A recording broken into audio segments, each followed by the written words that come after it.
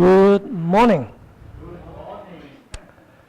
While Easter is the resurrection of Jesus Christ, and some of us is still in the crucifixion and death and burial in the holidays. Now, I hope that you have been keeping up with your reading. Louis Mumford, Mac the Machine, Post-Human Future, and then we have about 5 from this anthology for this morning, right? I'm going to do a recap so that we know where we are, and also let Dr. Robert Faulkner to know that what we have been gone through. Okay? Come on in.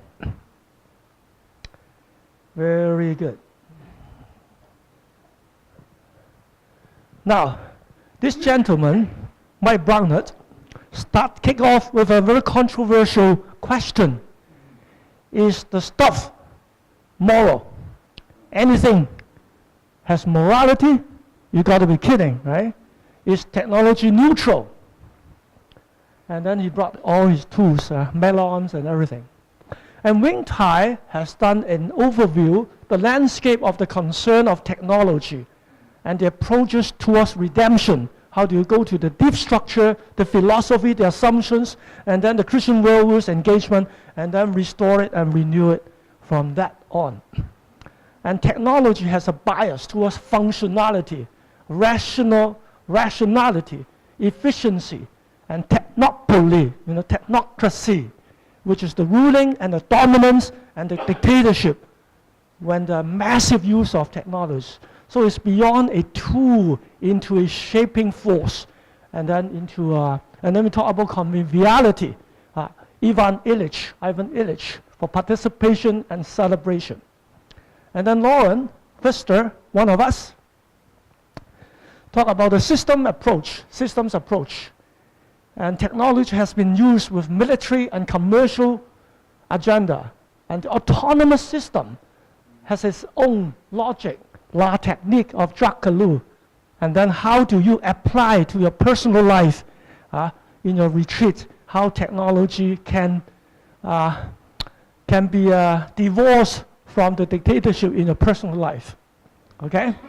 John Wyatt from Faraday, we have a FaceTime session with him. Biomedical technology, gene editing, gene splicing, playing Lego. Okay, to what extent is restoratory, or to what extent you upgrade humanity into human version 2, version 3, across the street, you buy a package, upgrade, Louis number 2.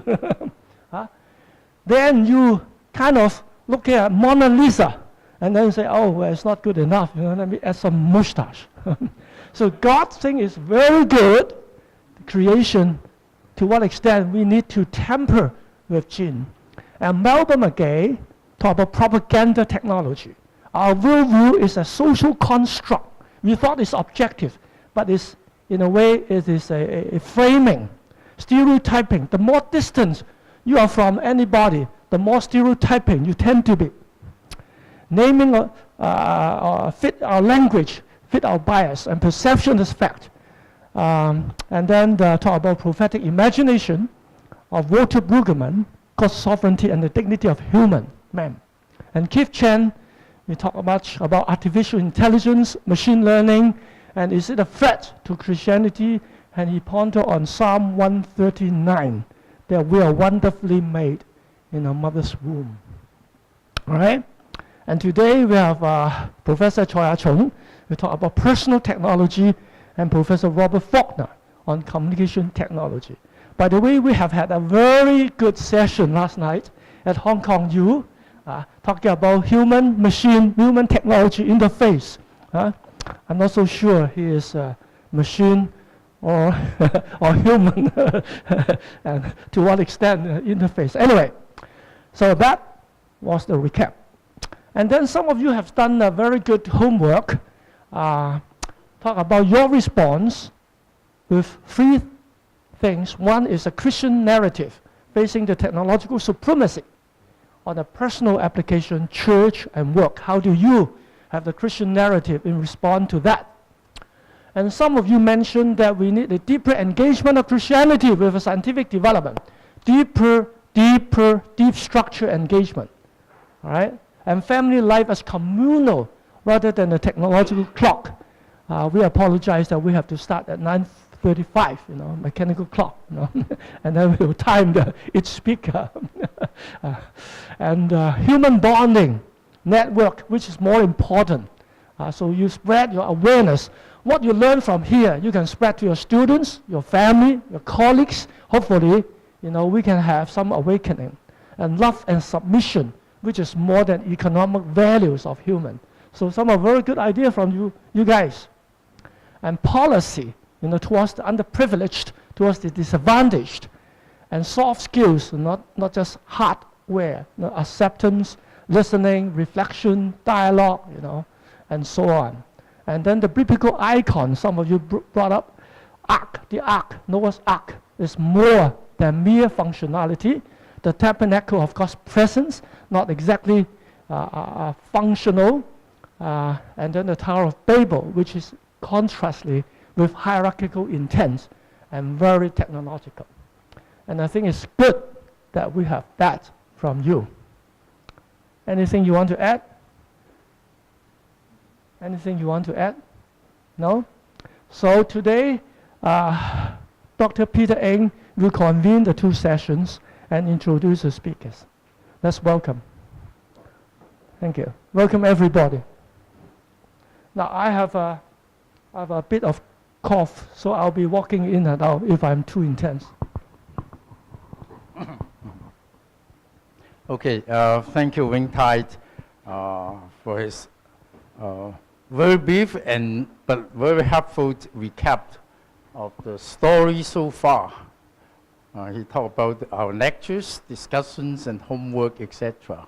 So now we shall move on to two further lectures today. First by Professor Chung Tsoi. Professor Tsoi received his doctoral degree in control engineering at the University of Southwold in United Kingdom. He worked at several universities across Australia and became the vice president of Hong Kong Baptist Universities from 2007 to 2010. And then he served as the Dean of Faculty of Information Technology at Macau University of Science and Technology from 2010 to 2015. His talk today will be on the role of personal technology in modern communications. Professor Tsoi, please.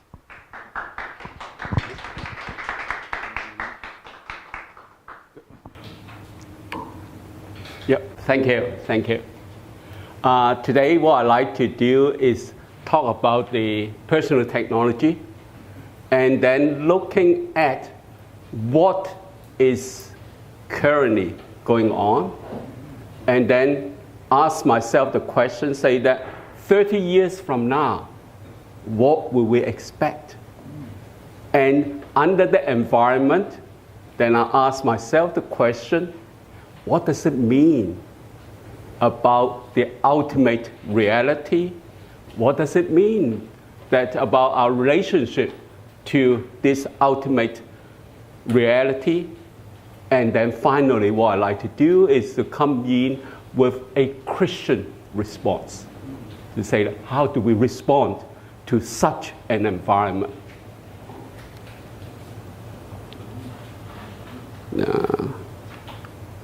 Okay, now personal technology is common in most usage. You find that there is really no agreed definition. So here I just would give examples of say what would personal technology really entail, and then here I just give a working type of definition, saying that personal technology is technology which is really benefit the individual, but not necessarily, so say really limited to the individual. Okay, so here I just look at the idea of, say, personal technology will be about the person, so the 5 senses. And here, so those are the 5 senses. I sort of renumber them 1, 2, 3, 4, 5 because I'll give examples in each one of those so you can see much clearer. And then I will sort of look at the other things which sort of personal technology to help us to overcome some of the limitations of human. And so here, so the strength and the, so say, geographical distance and the entertainment and the art. So just give you some examples. Now, I'll go through this very quickly because most of these are well known. So Google Glass, an example of site, and then head-up display. You can buy one of these actually in some of the shops. You can see. And then that's Daydreamer, so essentially it's a virtual reality. And then this is virtual reality. That's one of the most popular virtual reality tool which produced in China. And then that's augmented reality. So you see that sort of looking through the display, you see something more to what you see. And then that's also augmented reality. That's really just to aid our vision. So touch is really an Apple Watch, just an example wearable. So basically just to allow it to, so say, monitor your heart rate and so on. Now, that's really speech technology. You find that, say, Siri is on the Apple machines, and you find that it's something that can actually tell you a story, and interactively. And then you find that there's really electronic nose, and electronic nose you find that it can sort of really smell the type of things. And then you find that that's really even, so say, more interesting. That's really television viewer. You can sort of taste what's being done in a cooking lesson. And then here there's exoskeleton. That's really of military type of importance, because what the American Army does is to ask themselves, saying that how would you go about, so say, really building a robot to assist a soldier carrying, say, 100 kilos, 150 kilos, and still run the same distance, same type of the speed as though so normal. So that's really the exoskeleton. Now, this is actually in operation. Rio Tinto, they have a mine in Pilbara that's really about 1,500 kilometers from Perth. You find that this is completely automatic.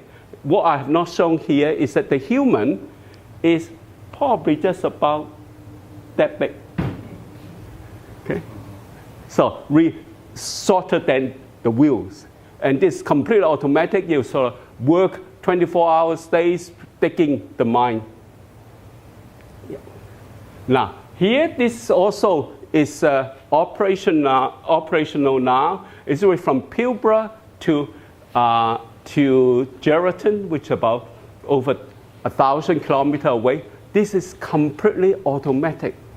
The train, and in fact, I mean, basically you read the story, Rio Tinto say that they control the Pilbara mine with 2 people in Perth that do not require them to be in Pilbara. Well, that's well known, so the self-driving car. So that's personalized medicine. So instead of just giving pills common for everybody, you personalize it to different people.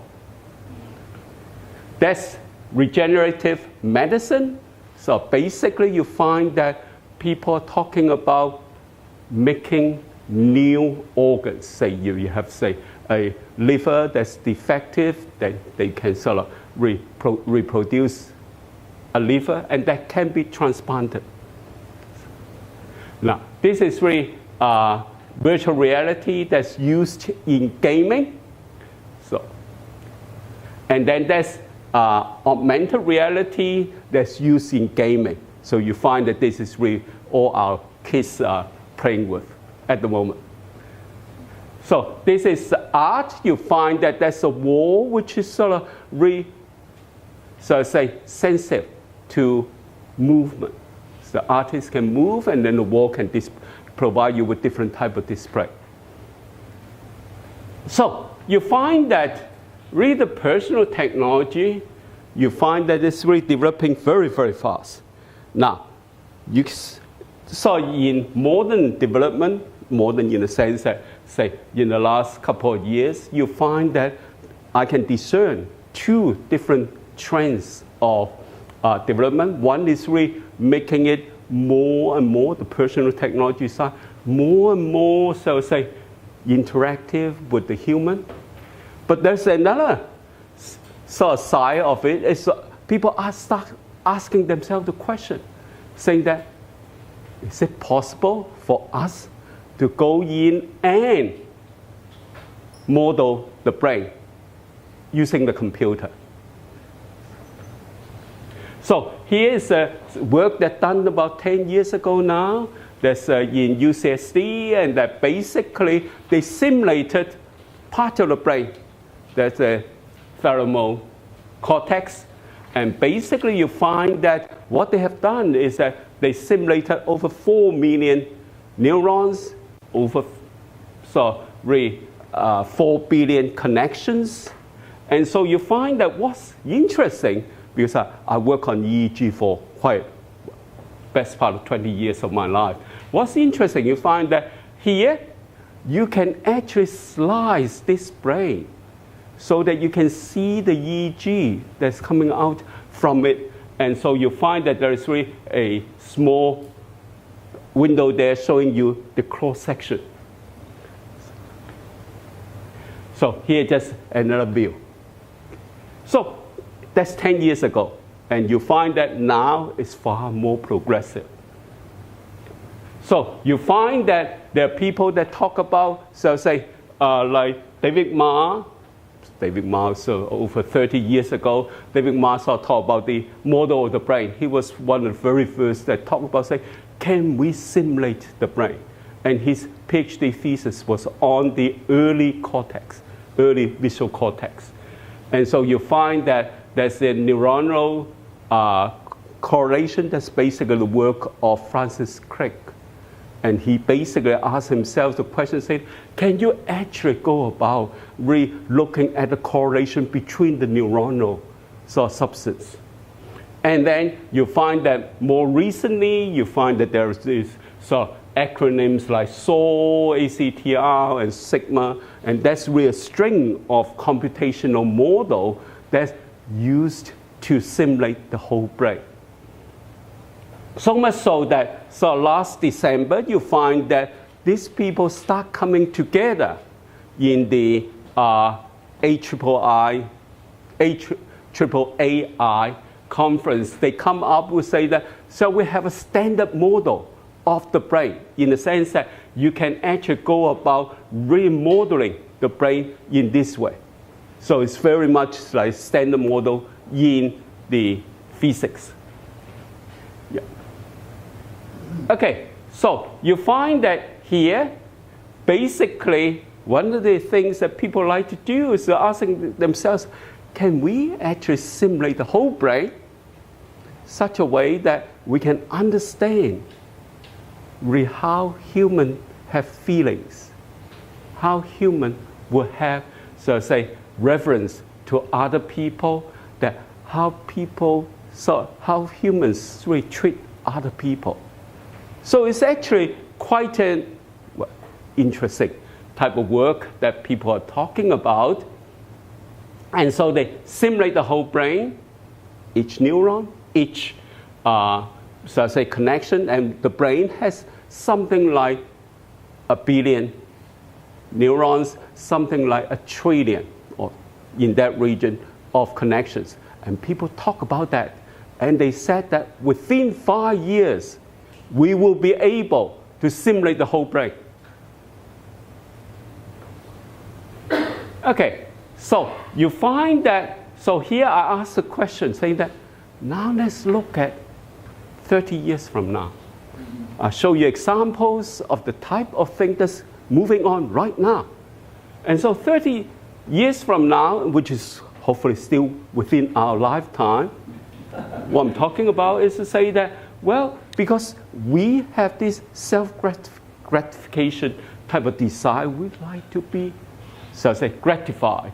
And then you find that technologically, it's going very, very fast. I mean, like, for example, GPU, say, in about 5 years ago, so reworking, processing something like 16 million data took something like, so say, 6 hours. Now, the GPU this year can do it in 18 minutes. 500-fold of the improvement in speed. And so you find that you talk about 30 years from now, you can imagine what's going to happen. So really basically what I'm really talking about is that with all these technological type of advances and massive data, so type of thing that what I would call ultimate objective. So the ultimate objective, number one, is to satisfy all type of personal desire, personal needs, and hopefully anticipate what it is. Secondly, the second ultimate objective is to say that, well, we simulate the whole brain. And then what we can do is to look at, to say that, we can modify the circuitry, modify the structure of the brain such that we can, so say, have different type of responses. Okay? So you find that that's really the type of ultimate objective that people talk about. Yeah. So now obviously there are unresolved problems that left, so say, swept under the carpet. So really, who determines the, so say, the desires of the users? Because I mean, say the users will be the one that's wanting to do things, but really, who determines? Is it the designer or is it the user themselves? So that's something that people don't talk about. Secondly, is that will the developers also be users themselves? And what will happen in that situation? Now, so here I ask a provocative question, saying that, what will it be like, say, if we have such an environment? Say, would life be a breeze? Would life be a curse? Or we fall back on the optimism that we have as humans to say that, well, technological advances had changed, so had occurred over the centuries, that every time we humans are able to adapt ourselves, make best use of the technology so that we can tame the technology for our own good. So here, that's really the type of attitude that people might have. Then I also ask a question, say that, now, because we have regenerative medicine, it is possible that we could live forever. Okay? It's not beyond the impossibility. So here I ask the question, say that if we have such a situation, would such existence be a vegetative, that means living like vegetable, unconscious, semi-conscious, so say, and then or fully conscious? And if it's fully conscious, would this be a new form of idolatry? Because I mean, that's exactly what the Taoists talk about 2,000 years ago. Our first emperor sort of want to become a god, want to become an angel, so that there's really immortality, because there won't be any aging or death. So what I'm really trying to talk about is to say that these could be within our own lifetime. We might see that. Okay. Now, so here, there are sort of obviously social and ethical type of questions that people sort of related to personal technology. We could have, so say, like for example, medical, then really to save life or to terminate life. So here I'm just really listing them as they are, so really thinking about really what type of thing that could be about these social and ethical issues. So like for example, really say education technology, would it be, how do we go about, so say manipulate, how we go about, so say setting the state of the learner, and so on. So you find that there are really quite a lot of very deep problems. Yeah.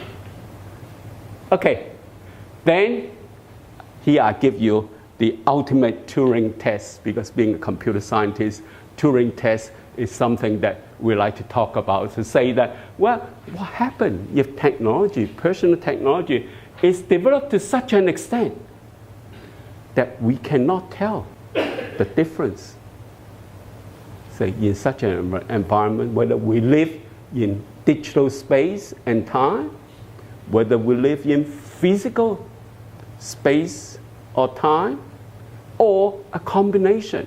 So you find that that's really what virtual reality and augmented reality brings to us, that there's really this merging of the digital and the physical space and time. So you find that really that's the ultimate test. So the question then I ask is to say that under that situation, would we have a Garden of Eden type of existence where everything is a bliss, and except that we might not have communion with God, because the very concept of God, scientists dispute that, or quite a lot of scientists dispute that. And so here I just really give something for you to think about, to say that, well, what will happen in that type of situation? Okay, then basically the whole thing is the concept of reality. What's reality? Okay, and you find that the problems are dating back long time to Plato, Aristotle, and then Descartes, and then basically it's really a question of how do I know I exist? Okay, that's a standard sort of question. And then here we find that it's quite interesting to ask this question in view of virtual reality and augmented reality, because very often in such type of situation you don't really know,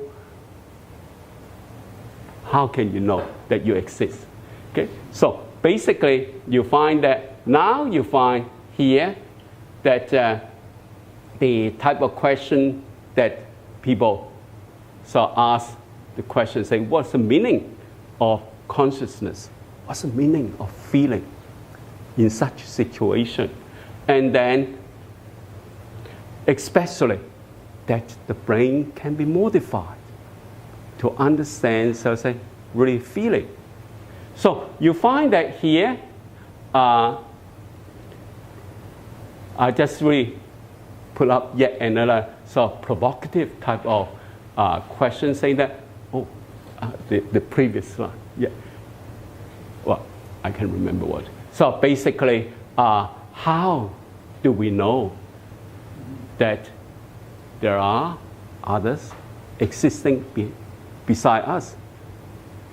And you find that that's really quite a, say, really important question nowadays with virtual reality, with, say, augmented reality.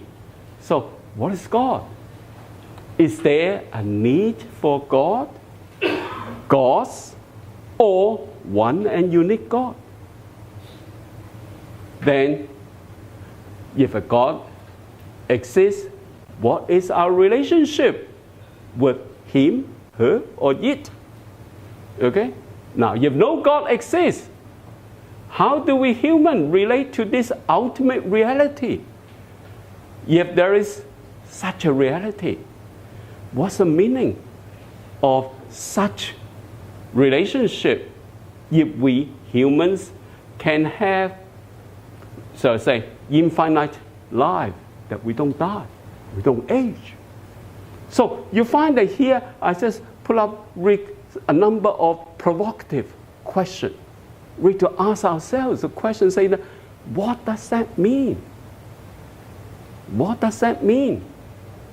So now here you find that there are contemporary philosophers.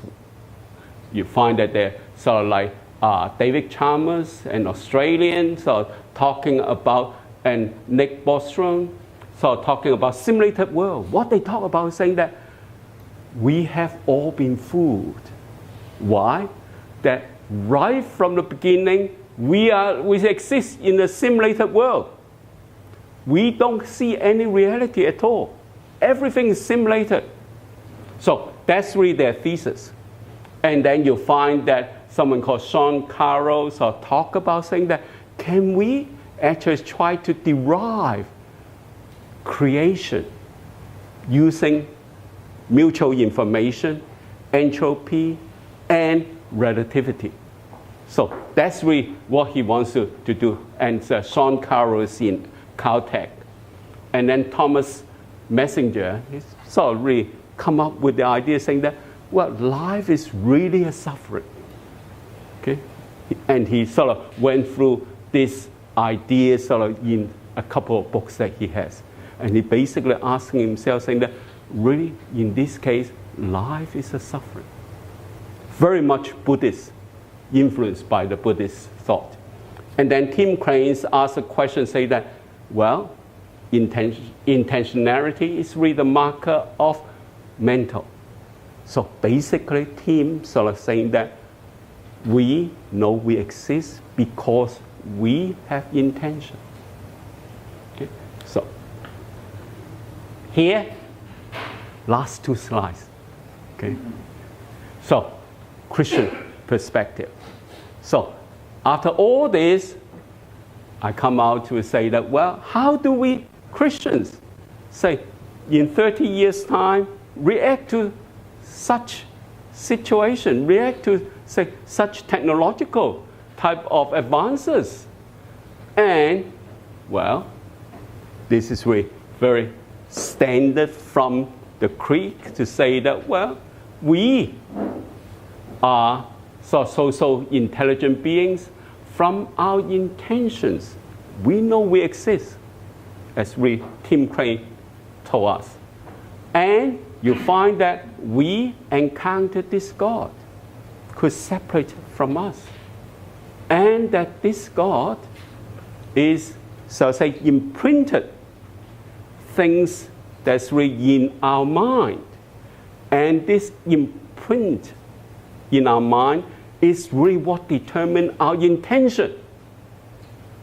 And then you find that also the historical evidence that this God provides a way out, so that he sent this God-man Jesus to come and provide a way for us to go back to him. And you find that we would experience the forgiveness, that we will have, so say, the reconciliation with God. So, last slide. So, read the question now is to ask, say that, really looking at that and then asking the question, say that, well, I'm sure you know that in the world today, there are quite a lot of what we call internet churches. Okay, so the question is that, internet churches as a phenomenon, how do we understand it? Is that a good way for us to worship God in such a community? I mean, these are open-end questions. I mean, so I just really provide some questions saying that really you find out what does it mean? A worshiping community. If you worship in an internet church, that you probably don't see anyone. Okay? You really, so say, mediate through, communicate through with others. So here I ask the question, say that, well, what's a mediated relationship with God? Okay? Especially if this media is intelligent, interactive. So what does it mean? If we read our relationship with God is mediated through such interactive media. And then the mediated relationship with our neighbors. What does it mean? That we have a relationship with others. And that's mediated through technology. Mediated through this technology, which could be interactive, could be intelligent. So those are really the questions that I'll leave with you to discuss, because as I said, this is just a provocative type of study on personal technology, and then project ourselves forward 30 years. Maybe shorter, maybe longer, just 30 years, so that we're all still, hopefully still alive at that time, and then say that those are the things that we need to start thinking now. That to say that, what does it mean? What's really reality? What's existence? And how is our relationship to this ultimate reality that we have? So, thank you.